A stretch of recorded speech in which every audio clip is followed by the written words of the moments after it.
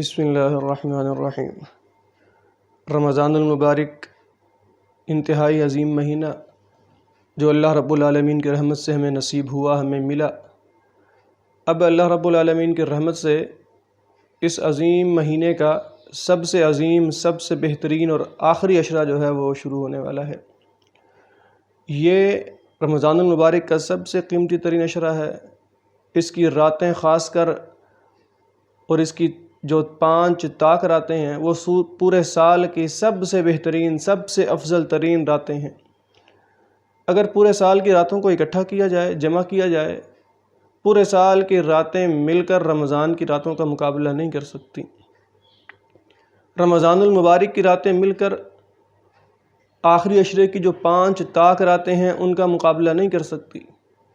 5 طاق راتیں مل کر اس ایک رات کا مقابلہ نہیں کر سکتی جس کو اللہ رب العالمین نے لیلۃ القدر کہا ہے۔ انا انزلناہ فی لیلۃ القدر۔ رمضان المبارک کا یہ آخری عشرہ، اللہ کے بندو، رمضان المبارک کا نچوڑ نکلنے والا ہے۔ اس میں یہ رمضان المبارک کا خلاصہ ہے۔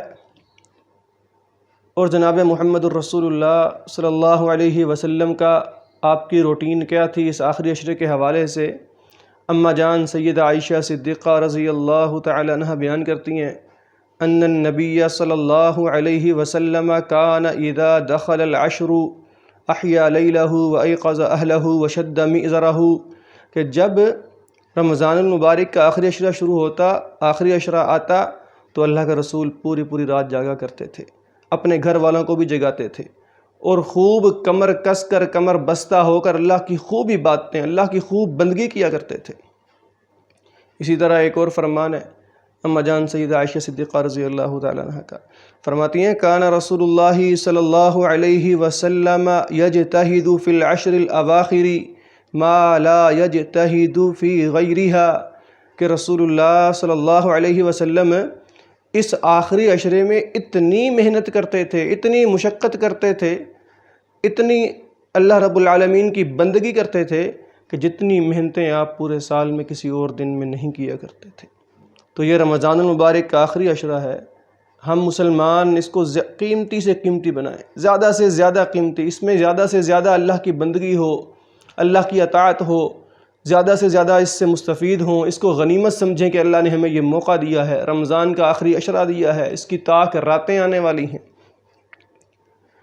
اور یہ رمضان المبارک کا جو آخری عشرہ ہے، اس میں اس کے گزارنے کا سب سے بہترین طریقہ یہ ہے، سب سے بہترین اچھا ترین طریقہ یہ ہے کہ اس میں اعتکاف کیا جائے۔ اب اعتکاف کا مطلب کیا ہوتا ہے؟ اعتکاف کا مطلب یہ ہوتا ہے کہ انسان دنیا سے کٹ کر، دنیاوی مصروفیات سے کٹ کر، الگ تھلگ ہو کر جو ہے اس رمضان کی برکتوں کو سمیٹنے کے لیے اور خاص کر لیلۃ القدر کی تلاش کے لیے انسان جو ہے الگ تھلگ ہو جاتا ہے اللہ کی بندگی کے لیے، تاکہ وہ اس عظیم رات کو حاصل کر سکے۔ اور محمد الرسول اللہ صلی اللہ علیہ وسلم، آپ کے بارے میں سیدہ عائشہ صدیقہ رضی اللہ تعالیٰ عنہ بیان کرتی ہیں کان النبی صلی اللہ علیہ وسلم یعتکف العشر الاواخر من رمضان حتی توفاہ اللہ ثم اعتکف ازواجہ من بعدہ، کہ اللہ کے رسول صلی اللہ علیہ وسلم کی روٹین یہ تھی، عادت مبارکہ یہ تھی کہ آپ رمضان کا آخری عشرہ جو ہے وہ اعتکاف میں گزارتے تھے، ہر سال آپ اعتکاف کرتے تھے، حتیٰ کہ اللہ رب العالمین نے آپ کو فوت کر دیا، یعنی آپ اپنی وفات تک ہر سال رمضان کا آخری عشرہ اعتکاف میں گزارتے تھے۔ فرماتی ہیں ثم اعتکف ازواجہ من بعدہ، پھر اللہ کے رسول صلی اللہ علیہ وسلم کی وفات کے بعد آپ کی ازواج مطہرات نے، امہات المؤمنین نے، وہ بھی اعتکاف کرتی تھیں۔ اب یہ رمضان المبارک کا جو آخری عشرہ ہے، اس میں اللہ رب العالمین نے ایک عظیم رات رکھی ہے جو پورے سال کی راتوں میں سب سے افضل ترین رات ہے، جس کو اللہ مالک فرماتے ہیں انا انزلناہ فی لیلۃ القدر۔ یہ قدر والی رات ہے، لیلۃ القدر ہے،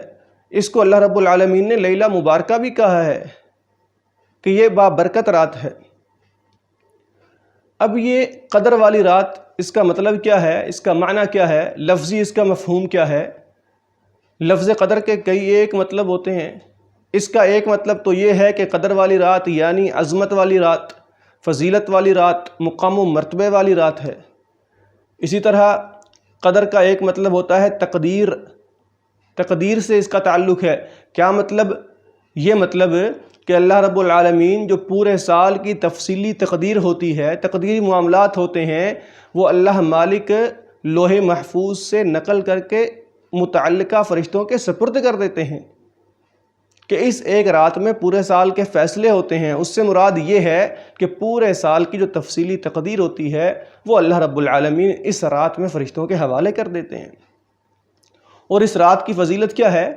قرآن مجید اس رات میں نازل ہوا۔ اللہ رب العالمین نے اس رات میں قرآن مجید کو نازل کیا، انا انزلناہ فی لیلۃ القدر، کہ اس رات میں اللہ رب العالمین نے لوح محفوظ سے نقل کر کے جو ہے آسمان دنیا پر قرآن مجید کو رکھ دیا، جہاں سے 23 سالہ دور نبوت میں نبی کریم صلی اللہ علیہ وسلم پر یہ قرآن جو ہے وقتاً فوقتاً جو ہے تدریجاً نازل ہوتا رہا۔ اب یہ لیلۃ القدر ہمارے ہاں عام طور پر 27ویں رات جو ہے وہ شب قدر کے طور پر پورے ملک میں منائی جاتی ہے۔ یہ نظریہ غلط ہے۔ حقیقتاً جو لیلۃ القدر ہے اس کو اللہ رب العالمین نے، شریعت اسلامیہ نے، جناب محمد الرسول اللہ صلی اللہ علیہ وسلم نے کسی ایک رات کے ساتھ خاص نہیں کیا، بلکہ اللہ رب العالمین نے اس کو 5 طاق راتوں میں، جو رمضان کے آخری عشرے کی 5 طاق راتیں ہیں، اس میں یہ گھومتی رہتی ہے۔ کبھی 21ویں رات میں، کبھی 23ویں رات میں، کبھی 25ویں رات میں، کبھی 27ویں رات میں، کبھی 29ویں رات میں یہ آتی ہے۔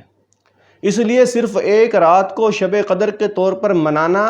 یا یہ سمجھنا کہ صرف 27ویں رات ہی جو ہے وہ شب قدر ہوتی ہے، لیلۃ القدر ہوتی ہے، یہ قرآن و حدیث کے خلاف نظریہ ہے، یہ ہماری غلطی ہے۔ ہم سب کو اس کی اصلاح کرنی چاہیے۔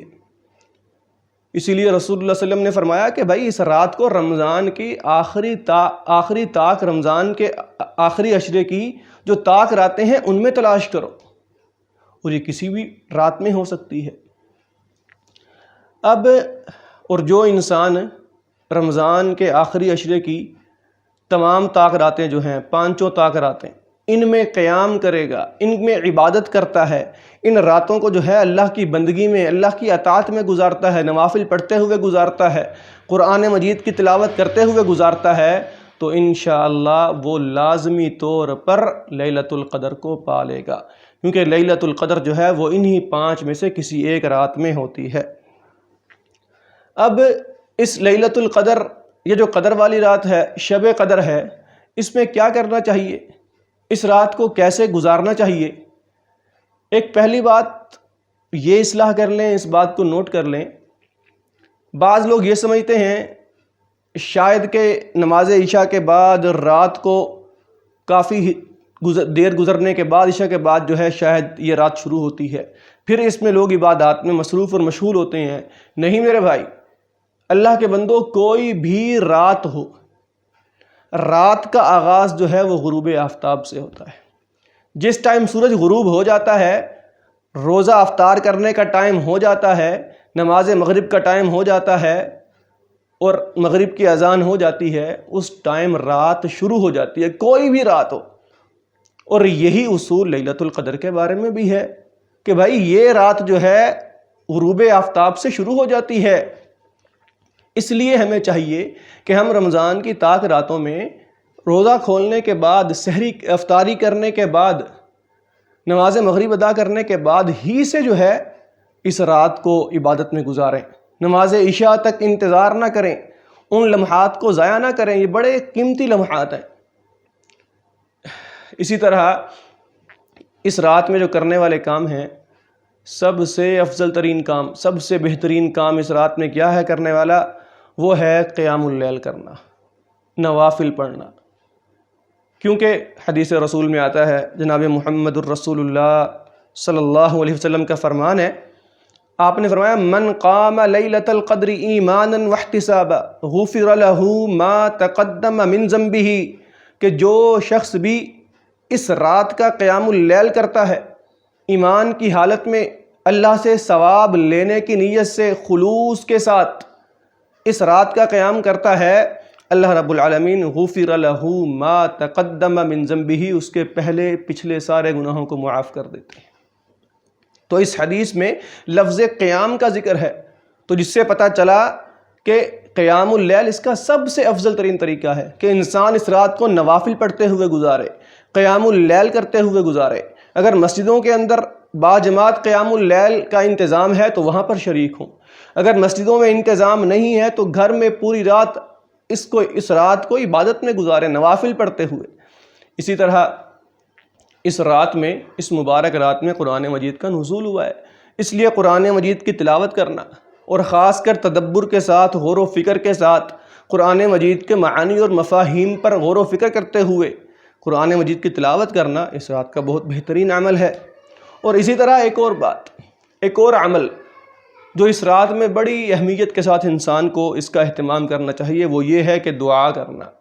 اللہ سے دعائیں کرنا، توبہ استغفار کرنا، عاجزی انکساری، اللہ کے سامنے اپنے گناہوں پر نادم ہونا،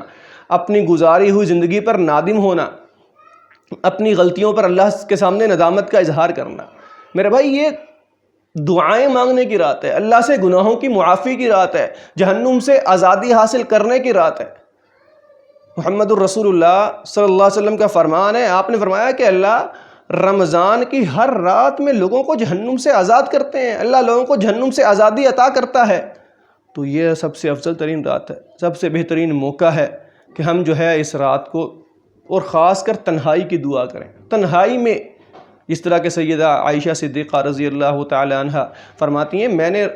جناب محمد الرسول اللہ صلی اللہ علیہ وسلم سے سوال کیا، اللہ کے رسول اگر میں یہ رات پا لوں تو مجھے اس میں کیا کرنا چاہیے، میں کیا دعا کروں اللہ سے؟ آپ نے فرمایا کہ عائشہ تم یہ کہا کرو، اللہم انک عفو تحب العفو فاعف عنی، کہ اللہ تو معاف کرنے والی ذات ہے، تو عفو و درگزر کرنے والی ذات ہے، اللہ تو لوگوں کی خطاؤں پر، گناہوں پر قلم پھیرنے والی ذات ہے، اللہ تو میرے گناہوں کو معاف کر دے، اللہ میرے غلطیوں کو، کوتاہیوں کو، میری جہالت کو، میرے ظلم کو، اللہ میری نافرمانیوں کو تو اللہ معاف کر دے، اللہ ان سے درگزر کر دے۔ تو اللہ کے بندو، ویسے بھی حالات وبائی حالات ہیں، کرونا، اللہ رب العالمین ہماری اس سے جان چھڑائے، بڑے مشکل حالات ہیں امت مسلمہ پر، پوری دنیا پر۔ تو تمام مسلمان اس رات میں اللہ سے خلوص سے دل کے ساتھ دعا کریں، تنہائی کی دعائیں کریں، اللہ سے باتیں کریں، اللہ کے سامنے اپنے دل کو کھول کر رکھیں، اپنی ساری زندگی اللہ کے سامنے کھول کر رکھیں، اپنے گناہوں کا اعتراف کریں، اپنی کمیوں کوتاہیوں کا اعتراف کریں، اور اللہ رب العالمین کے ساتھ دل بھر کے، جی بھر کے باتیں کریں، اور محسوس کریں اس چیز کو کہ اللہ میری باتوں کو، میری ان عاجزی انکساری کو، میری ان دعاؤں کو، میری ان درخواستوں کو اللہ سن رہا ہے، اللہ انہیں قبول کرے گا۔ اس جذبے کے ساتھ اللہ سے دعا کریں کہ اللہ رب العالمین مسلمانوں کے حالات بدل دے، اللہ امت مسلمہ پر رحم فرمائے، اللہ ہمیں رمضان المبارک کا یہ جو آخری عشرہ ہے، اس سے اللہ ہمیں کما حقہ مستفید ہونے کی توفیق عطا فرمائے، اللہ اس رمضان کو ہمارے لیے جہنم سے آزادی کا ذریعہ بنائے، اللہ اس رمضان المبارک کو مسلمانوں کے لیے، مسلمانوں کے حالات کو نارمل ہونے کا، بہتر ہونے کا ذریعہ بنا دے، اللہ اس رمضان میں، رمضان کے اس آخری عشرے میں اللہ ان حالات کو صحیح کر دے، اللہ اس کورونا سے ہماری جان چھڑا دے، اللہ ہمارے بیماروں کو شفائے کاملہ عاجلہ عطا فرمائے، اللہ مریضوں کو صحت عطا فرمائے، جتنے لوگ پریشان حال ہیں اللہ سب مسلمانوں کی، موحدین کی اللہ پریشانیاں دور فرمائے۔ اقول قولی ھذا واستغفر اللہ لی ولکم ولسائر المسلمین۔